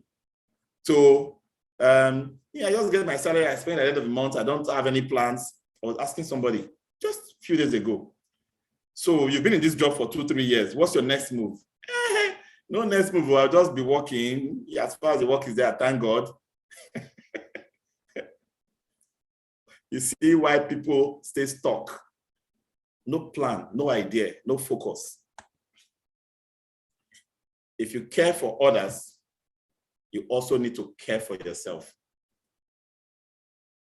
And caring for ourselves can equate caring for others. We are all interconnected. It's called system. Don't think that somebody in your team can be failing and you are succeeding. Nope. It's a myth. There's enough space at the top for everybody to get to that top and still be happy. Don't have the competitive crab mentality where if somebody is pulled down, there's some toxic environment, there's a work environment that you just see you feel the toxicity in the air. Somebody excels, wins, makes a major achievement, he cannot even announce it because the envy will choke him. Adaptability and flexibility, two of the most important skills you can have. Some people mistakenly think that the ability to change according to the needs of the situation or willingness to compromise show weakness or a lack of conviction. The world as it is now is changing. The world that you were in yesterday is not the world you are in today. So just by standing still or by doing the same thing the same way, you are actually moving backward because you are on a moving platform. If you stay on a moving platform and you just step up and down on that platform and you are not stepping forward on that platform, you are actually staying backwards. Because what's going to happen is that everyone else moves ahead of you. There are some people that are not adaptable, they are not flexible. The slightest change that comes to their industry, they'll find themselves out. And to make this worse, I see some young people, they'll be in a job for 3 to 5 years, and that job will end, and they will struggle to find another job. When you ask what has happened in that first 3 to 5 years, there was no improvement in their career, in their horizon. There's no improvement in their academics. There's no improvement in their skills. They did it ABC from day 1 to 5 years. And then you are 28 or 30. You lose a job. You start looking for work. The experience is not useful because the entire 5-10 years of experience has turned to 1 year useless experience because you did not grow. And some are stuck in the good old ways. You get some people, they're in their 40s and 50s, and you ask them what they do, they will mention their profession, you ask them how they do it, They'll be mentioning things that things have moved on. Don't be stuck in how we've always done it. There must be better ways to do things, and better ways are evolving every day. Self-confidence is a key skill that you must have. Single greatest thing you can do for your own success, to build and learn to show self-confidence. It's not egotistic or acting like you're better than others, rudeness or pride. That's not what we're talking about. It's the belief that you know what you do and how to do it. Self-confidence can only follow you actually knowing what you do and how to do it. People that are self-confident are not afraid to be wrong. They are very experimental. They listen more than they speak, and they acknowledge their own mistakes. You begin to have more count of, positive things than negative things. Okay? So be self-confident, start this practice. Dress your best. I'm not talking about, when I'm talking about dressing, don't misconstrue it. I don't do designers and overly expensive stuff. Make sure your clothes are not torn. Make sure they're always pressed. Make sure they're always clean and you smell fresh. These 4 things will always make you stand out. So people just say, oh, my job now. My job is, it's an FM. We're always running up and down. Where will I have time to dress? You look ras, you'll be addressed in a very bad way. Practice gratitude. Thank you. You save somebody, and the person is telling you thank you, you're also telling thank you. Be grateful for a criticism. I see that frown on your face. Sometimes somebody tell you, this thing you did not good, oh, it has spoiled again. You guys are not even good at this. You start frowning and start arguing. No. And then spend time with people who build it up. There are certain companies you keep, whether in the workplace or outside the workplace, that are toxic for your progress. People you will tell you want to do this and they'll say, all that money, don't do it now. What will you go and spend that money on? That's a waste of time. I have this one that you are doing for 29,900 naira online. Go and do that one. Or go and take this plot of land. They say you should pay 30K per month, so that in 18 months you own a piece of land that you don't even know when you get money to build or whatever it will become any value for you. Instead of building yourself so that you can build wealth, after you have built yourself, you start going in all kinds of distractions. And then build up others. This is very key to your progress and success in the organization. I will not promote you if all that you do, you are the only one that know them. I will leave you there until I'm done with you and I will let you go. If you are impacting others and showing others how to get things done, then you become my superstar. They will rise at their own pace. You will rise even further and higher. That success does not take anything away from your own. Acknowledge their contributions, even when you are the one building them up. How do you take criticism?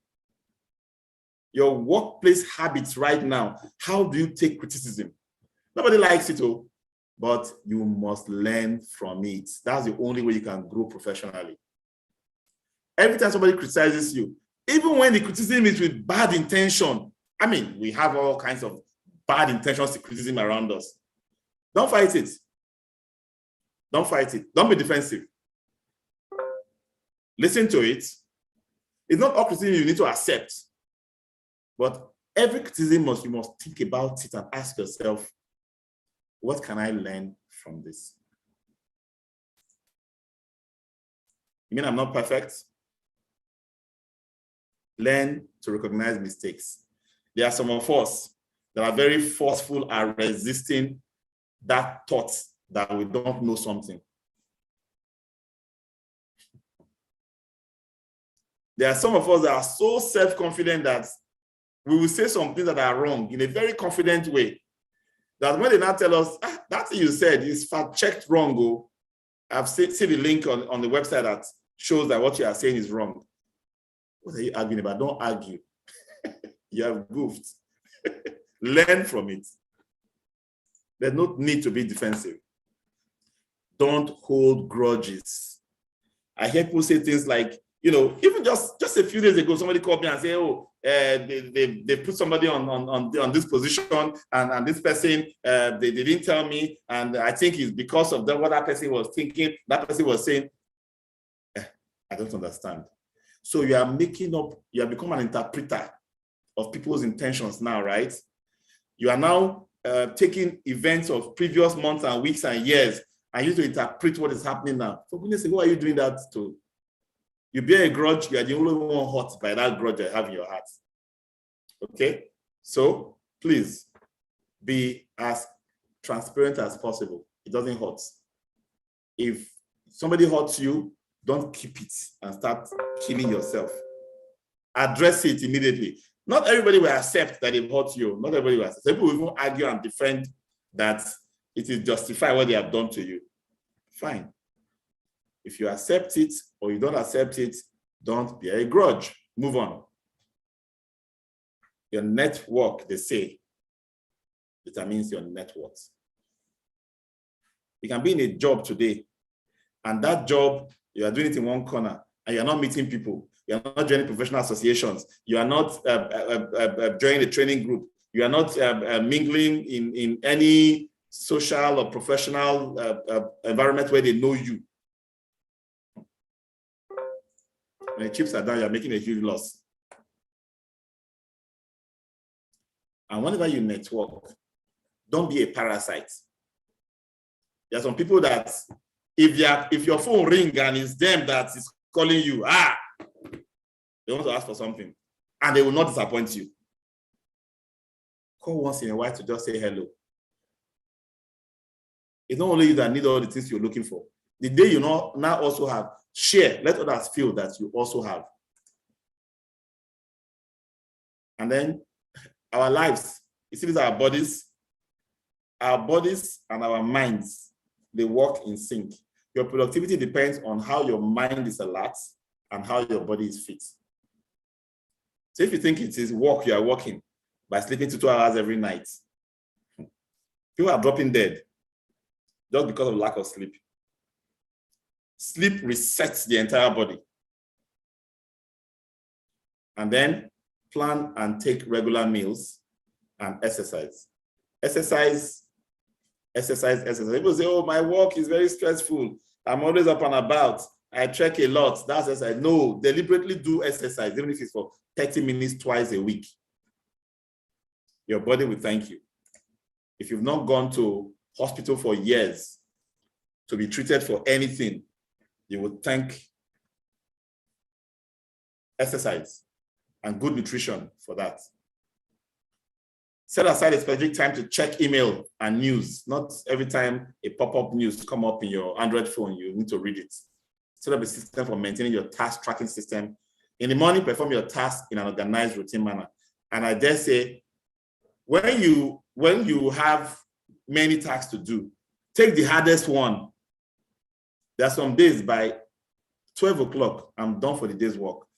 I feel so accomplished. I feel so accomplished because I've done the difficult thing that would have held me back. What do I do when you feel like sinking?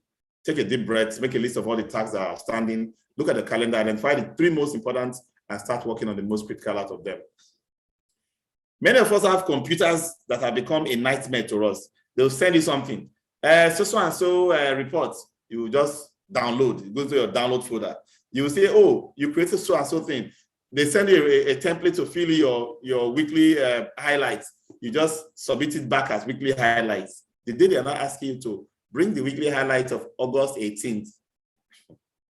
The search not be here. So people will be looking for something inside their computer for 3 days because you've not organized. One, you don't have a naming convention for how you save files and folders. 2, your files are not organized in folders, which are subfolders under more subfolders, so you can know exactly where to drill down to in looking for a particular file. And if you're not consciously renaming files before you save them, somebody named the file, sent to you, you download, you read, you save, without renaming it in a way or checking the name to be sure that you can recollect that file, you can look for it forever. So organize your folders. Electronic files are a big part of our work today. And then our emails too. All kinds of clutter can come inside your email. You can't read every email that comes your way. Half of it nowadays is junk. Okay. Procrastination is a big problem. I talked about it a bit yesterday, and I want us to pay attention to this. Don't leave for the last what's important for you. I will give some, little tips as well. Delete it, ask for advice, clear deadline, delegate, chop it up, reward, do it now, 15 minutes rule, and remove distractions, some tips. Eat that frog. If you have something that is very hard to do, start it. If the first thing you have to do each morning is to eat a live frog, you can go through the day with the satisfaction of knowing that that is probably the worst thing that is going to happen all that day, right? If you have to eat the frogs, eat the ugliest one first. And then set goals. Set goals that are positive, personal, possible, and prioritize. If you don't set goals, you're not making any progress. Your goals need to be positive. Focus on achievements. Word your goals as positive phrase statements and be specific. And they also need to be personal, okay? That's when they become effective. They need to be possible, be honest, assess your talents, and work hard. You also need to prioritize your goals and then try to achieve the most important ones first. So people say, I'm not motivated. I used to hear it all the time, and I wonder, so you have decided you are not motivated and you want to remain not motivated. Motivation is an internal force. There are certain things around us that can help us activate motivation. But if you recognize that you are not motivated and you are waiting for somebody to come and motivate you before you can be motivated, there's a problem. So, implementing different methods of motivation, such as remembering peak moments, writing down goals, and gamification will help you stay focused and positive as you walk your way through your goals. And then track your progress. If you set a goal and you are working towards it, please, they will give you your own report card. Don't wait until somebody asks you whether you're making any progress or not. And we also talked about the time matrix, using the urgency and the importance scale to put the things in that you need to do, so you can save time and use your time well. And be conscious of the Pareto rule. 20% of our actions will lead to 80% of our results. The same thing means that 80% of our actions leads to no results, or leads to 20% of our results. So we need to be careful how we use our time. All right, so that's our lesson for today. And thank you for staying on to the end. I'm going to give opportunity for questions now on the chat. I hope the questions on the chat have been answered. Let's see. Are there any questions? Admin, is there any question from the chat that I need to respond to?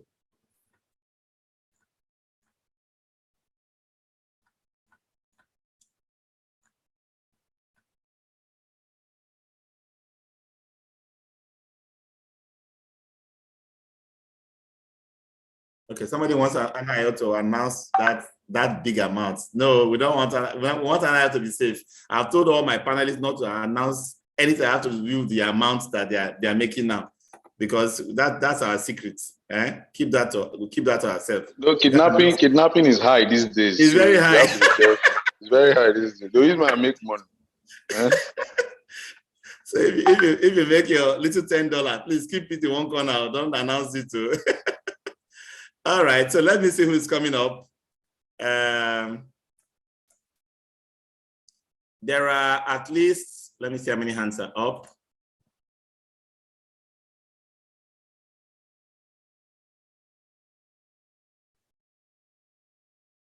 Okay, for the question about whether there is a center on the island for the physical class, we don't have a center on the island now. But if we have a company with staff enough to set up a center on the island, we tried it a few years ago, 2 years ago, it didn't work out. The numbers were abysmal, so that's why we shut it down. So if we have, I know there's a lot of interest from there again. If there's any company that wants us to bring the training to the island, or to Abuja, or to Port Harcourt, or to Benin. We are very much open, but then the numbers have to be right in those locations. So last class, we had one company bring in 15 of their staff, and we're seeing that prospect again in this new class. So if you have 15 staff for the FM diploma, of course, you can command us to bring it anywhere, okay? Who else is there?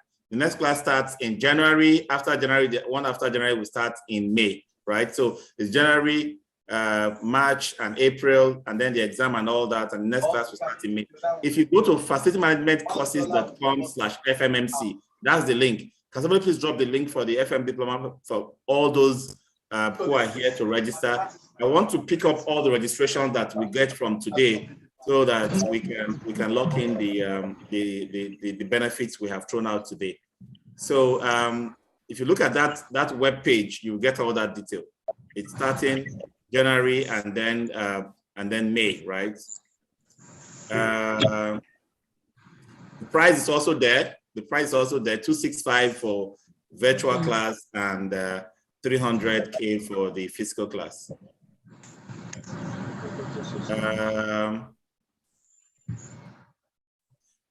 Yes, for this particular training that we are running right now, you will all have the link. Please, can somebody drop the link to the certificates cards for people who want to pay the 10K for this training? And mind you, I announced that everybody that gets these certificates today that sign up for the Mastercraft will get their 10K refunded, okay? Automatically, just show us your certificates and then you get your 10K back, all right? That is irrespective of the bonus I have dropped for you today. So it's a bonanza day that I'm giving out today, okay? Mr. Paul, this promo is too much. So I have no choice, Anaya. We need to make an impact. Yeah, we need to build our alumni to 5,000 in the next 5 years. That's our goal. Okay. Noted, boss. Noted. Great. Because the more the merrier, you know. Yes. Who's there? Yeah, sir. Okay. Yes. Yes, sir. What is the 10K certificate for, sir? This free training is not applicable to alumni of the FM Mastercraft. It's just for people who are new to FM. Okay, all right. Thanks, sir. Yeah, thanks. You're welcome. Yes.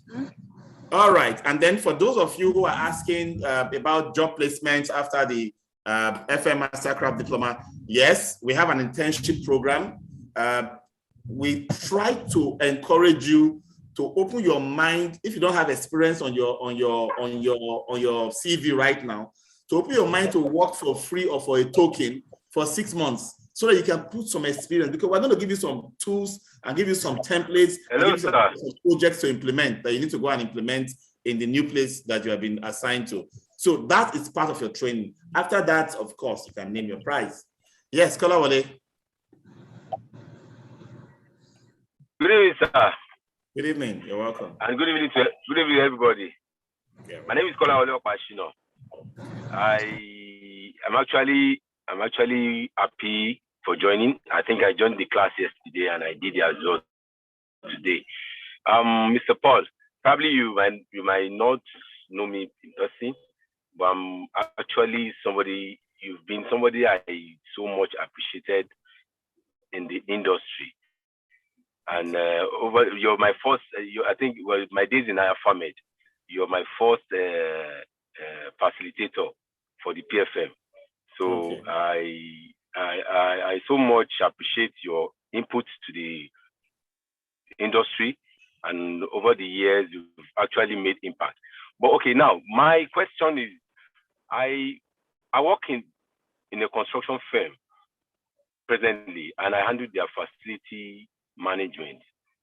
So I have facility officers that work directly with me, and I want to put them for this training. I don't know. Yeah.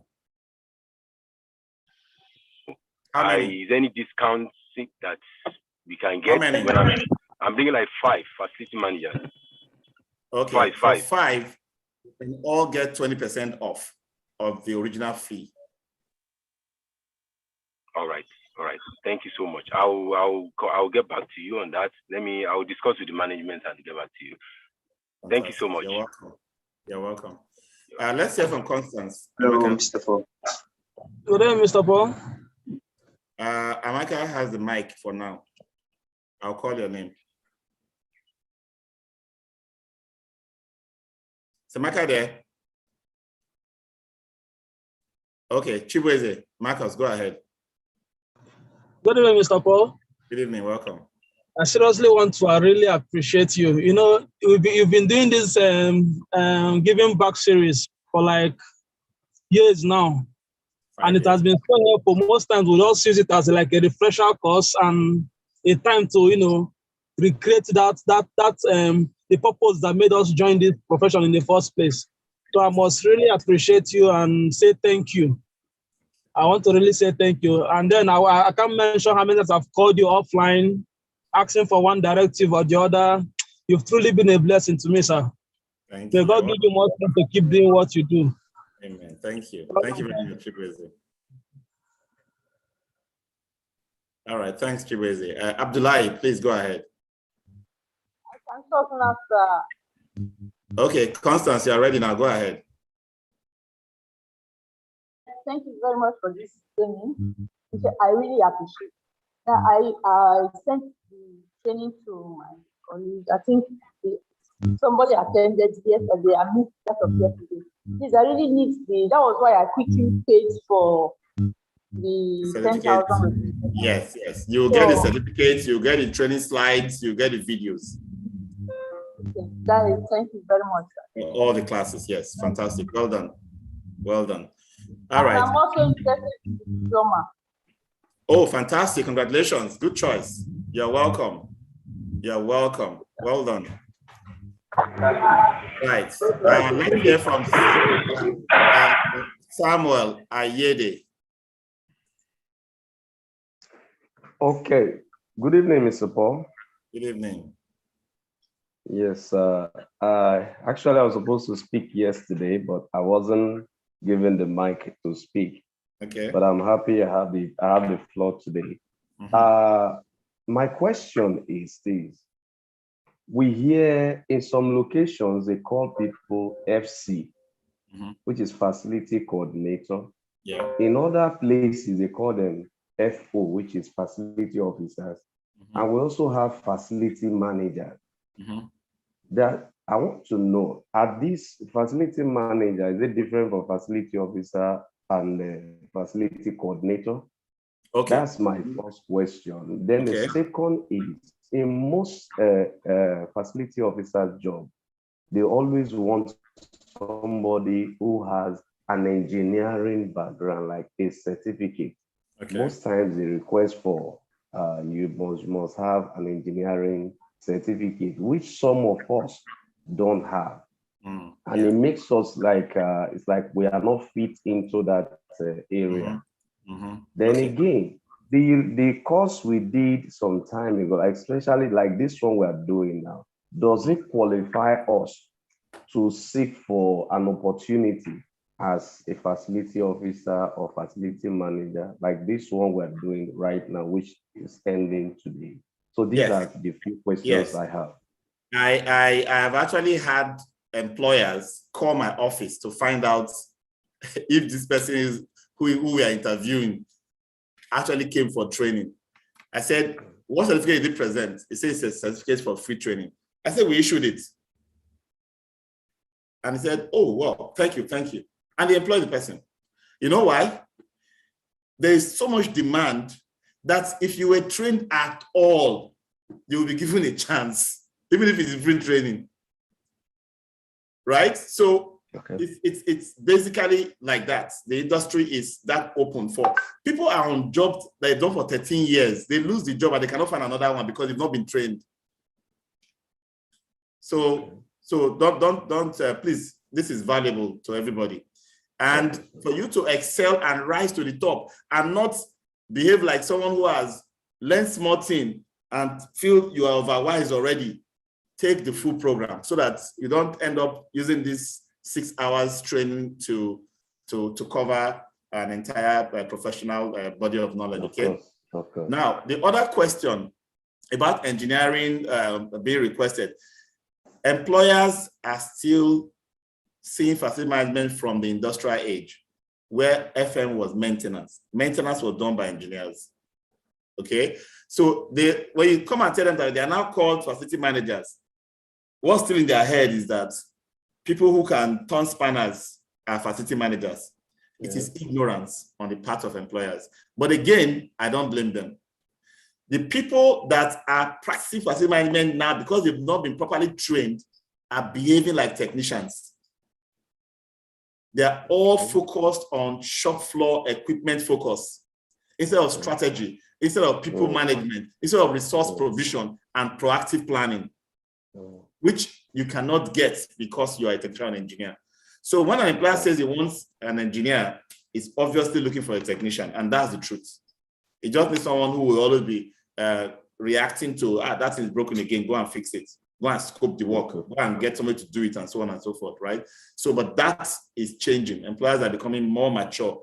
They now know that there are two levels. In fact, three levels. There's the strategy, the tactical, and the operational level. Technicians and engineers operate at the operational level because they are specialists. This is my area. The facility managers are operating at the tactical and the strategic level because they are generalists and masters. And that's what you all need to become, okay? Your first question again, please. The first question is facility coordinator. Oh yeah, the designation. Yes. So this is it. Everybody in the facility management profession is supposed to be called a facility manager. But because organizational structure from company to company has a title or a level called manager, if you are not yet a manager, because you're an FM, that's calling you facility manager, there'll be a problem. That's why they have additional positions like facility coordinator, facility supervisor, facility officer, just to create a hierarchy, right? Okay. So even in your FM department, if you are the top of the FM, the one is called a facility manager, you won't be calling those under you facility managers as well. You have to give them other designations just to show seniority. So it's just about organizational structure and hierarchy, okay? Okay, sir. Thank you very much.